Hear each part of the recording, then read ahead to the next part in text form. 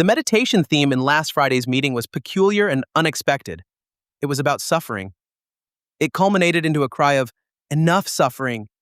Not just suffering in a hospital bed, but suffering in general, through bad choices or through seemingly weird and unrelated circumstances. Suffering is the single experience that all humans share regardless of their life circumstances. We all suffer in our own ways. We suffer silently or publicly for issues that have to do with ourselves or others, motivated by unconditional love or selfish desires. And we do so relentlessly, being slapped, smacked, flattened, and banged around, often less physically but more emotionally. We cry out for mercy if the pain becomes unbearable. This year, 2025, feels like an ordeal for many. I can't remember any other year in my life that has tormented me more than this year. One thing is certain.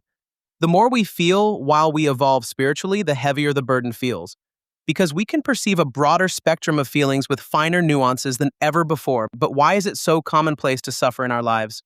Why can we not learn our life lessons gracefully, instead through shock and awe experiences? As I mentioned in my first book, emotions are the fires in the furnaces of our hearts in which we figuratively burn while living out our realities.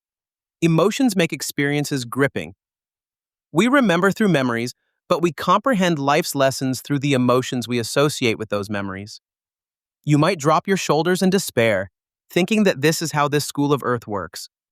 Well, it does and it doesn't. Bear with me, please. Not so long ago, school students had to endure physical pain administered by the principal with a wooden paddle or stand in the corner or write long repetitive phrases to reflect on their unacceptable behavior. Pain and suffering are commonplace on earth from the day we are born to the day we die. Life shows no mercy except at the precise moment of death, when spirit deems our suffering complete and our learning goals fulfilled. During life, we must show mercy to ourselves and others.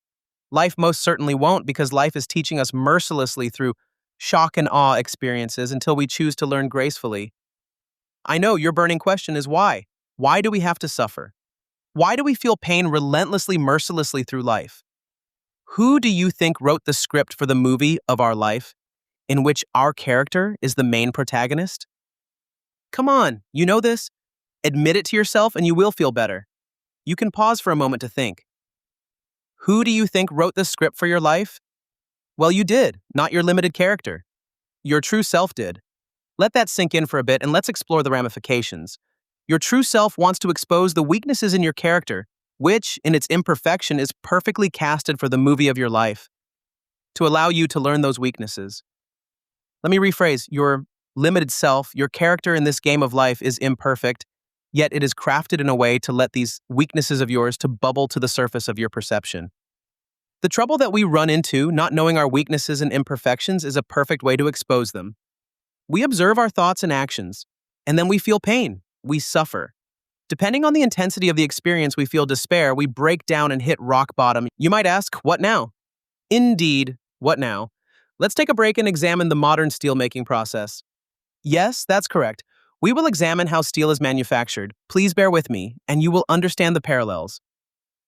To make steel out of ordinary iron ore, we need a form of coal, which is called coke, limestone, known in chemistry as calcium carbonate, and depending on what type of steel we want to produce, a selection of other elements in smaller quantities. We need a basic oxygen furnace or an electric arc furnace that will serve as a container for the extreme heat and the elements included in the whole process. The first step of the steelmaking process, with a basic oxygen furnace, is to heat the iron in the absence of oxygen and the presence of coke. Coke is used to create the high temperatures needed, and because it acts as a reducing agent to remove oxygen from the iron ore.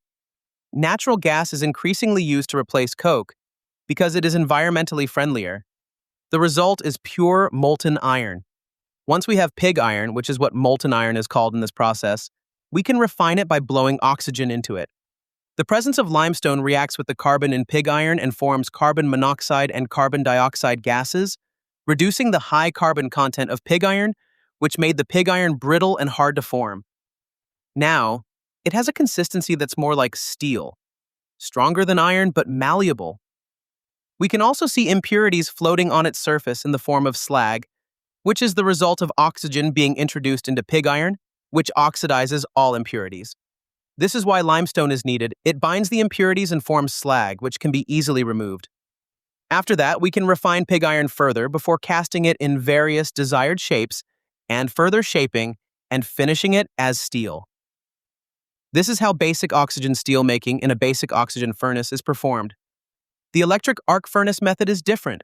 Scrap metal is loaded in the electric arc furnace, which is lined with heat-resistant materials and has electrodes to create the electric arc for melting the metal. This method is preferred for recycling old metal and reduces the need for iron ore.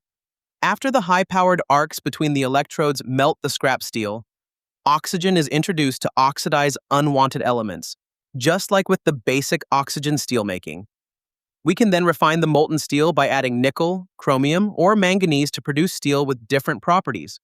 A secondary refining process is often applied to enhance the quality of the steel. Are you still with me?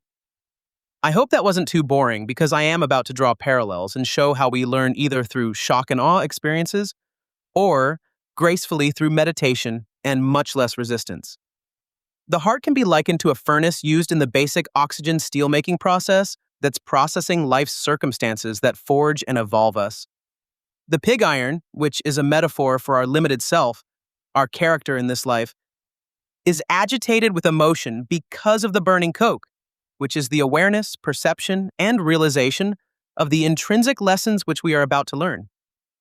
The coke, as the essence of the lesson, is becoming part of us and is further reduced and condensed to its purest essence. The limestone can be likened to the subtle, yet strong influence from our inner voice, which binds and purges the slag. The slag can be perceived to be the sum of attachments of the ego floating on the surface of the self, while the raw steel, which can be a metaphor for our limited self, is becoming stronger through purification and refinement. In contrast to the above steelmaking process, the method of the electric arc furnace can be more appropriately imagined as being the method of choice for spiritual seekers using meditation to learn. In this metaphor, the heart of the spiritual seeker is the electric arc furnace, using the mind's reason and the heart's compassion as electrodes.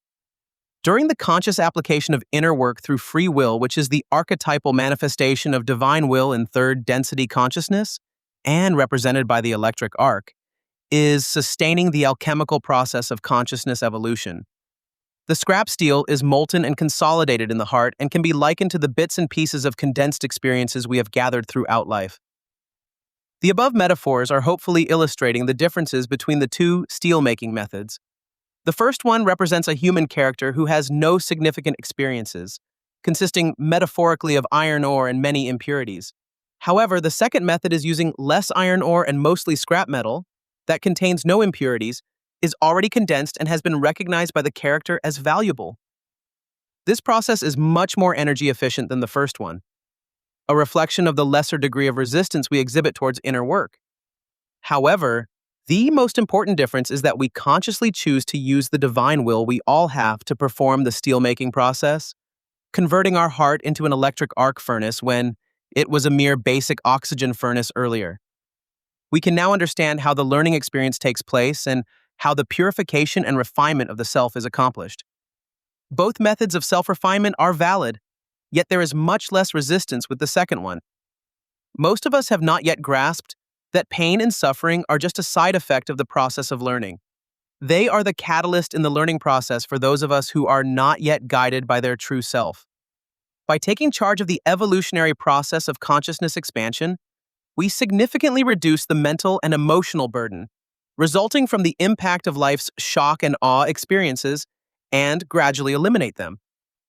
Putting an end to relentless pain and suffering that torment most of us in life is a great personal achievement. Deciding to take the learning process into our own hands and choosing consciously to accept its lessons will enable us to learn gracefully. Furthermore, we can weave the threads of previous lessons within meditation into wisdom that will help us to overcome any similar potential crisis events later in life as we grow older and more mature, by merely applying the lessons that we learned through our own heart's persistence and guidance of our true self. In time, these lessons will blend into wisdom that will provide a blueprint on how to deal in the moment with the unknown. Once we decide that we have experienced enough pain and suffering when we hit rock bottom during a life crisis and consciously choose to put an end to it, then we have not only instantly learned the crucial lesson that's inherent in any traumatizing event, But we also reclaim our own power to navigate our own life, guided by our true self. We now go with the flow, seeking positive meaning and lessons in events that would have traumatized us earlier. Now we ride the unknown instead of being at the mercy of life's uncontrollable forces. This is the immense power that's contained in the paradigm of initial decision and subsequent choice. Deciding that this lifestyle or that habit is actually harming us and consciously choosing to change it will flip a switch inside of us and grok the lesson instantly, mobilizing the free will that's present within all of us. Pain and suffering serve their purpose by forcing us to learn gracefully without being prodded by life's uncontrollable forces, guided by our true self. It all ends when we take charge of our lives.